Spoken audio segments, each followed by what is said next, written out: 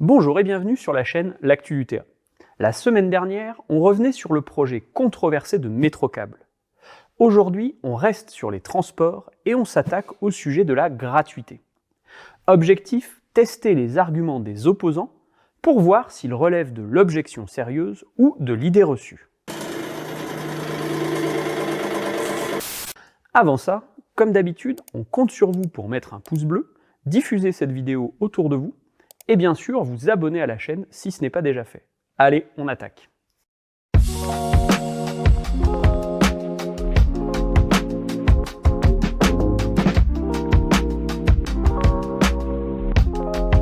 En instaurant la gratuité des transports en 2009, la municipalité communiste d'Aubagne fait figure de pionnière.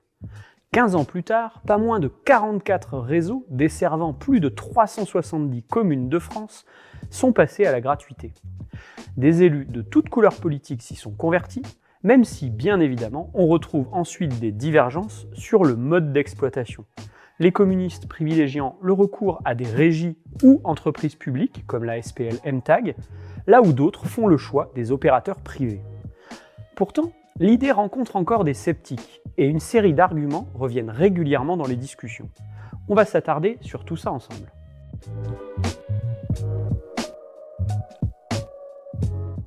Premier argument, le coût.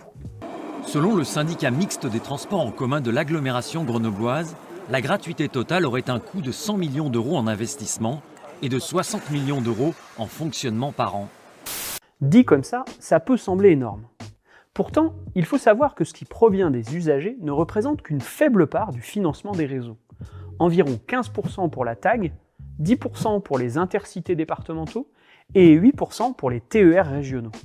Le reste, c'est de l'argent public et le produit d'une taxe sur les entreprises, le versement transport. Et malgré ça, la collectivité investit toujours bien plus pour la voiture individuelle que pour les transports en commun. Extrait. En moyenne, les villes françaises dépensent 9 fois plus pour les voitures, en travaux de voirie ou de stationnement, que pour les transports en commun. On voit donc qu'il y a de la marge et que la question est politique.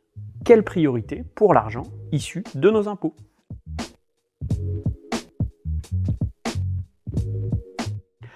Voilà une idée répandue. Lorsqu'on paye un service, on le respecterait davantage.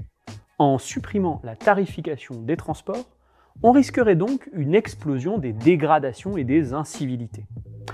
Eh bien, c'est une idée reçue. Les expérimentations ont démontré l'inverse.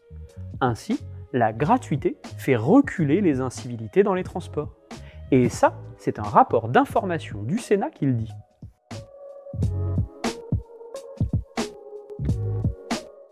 Dernière idée qu'on entend parfois. La gratuité ne profiterait qu'à celles et ceux qui utilisent déjà les transports en commun. Et ceux qui prennent leur voiture continueraient de le faire.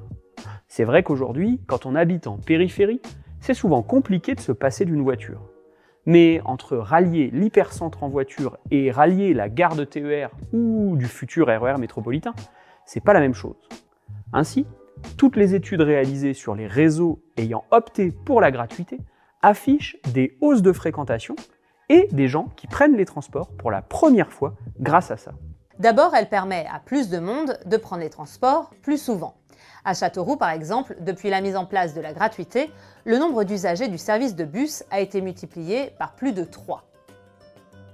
À Aubagne, qui a fait la même chose en 2009, la fréquentation a augmenté de 170%.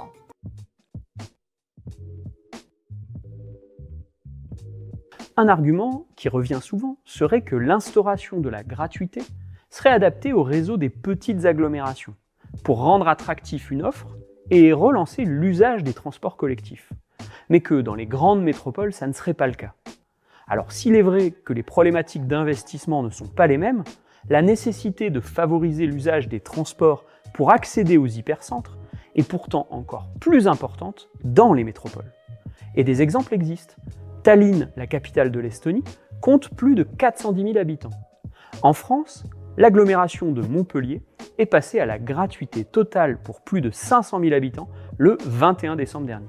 Voilà, on aurait pu développer d'autres aspects, mais on tenait à s'arrêter sur les arguments qui sont traditionnellement opposés à la gratuité des transports, pour continuer d'éclairer le débat. Et on espère contribuer à le faire avancer. Alors effectivement, le versement mobilité est un sujet contre lequel le MEDEF se révolte régulièrement. Si vous voulez aller plus loin, on vous conseille l'excellent travail du collectif pour la gratuité dans l'agglomération grenobloise. En complément de cette vidéo, pour rester dans le thème, le chiffre du mois c'est 44%.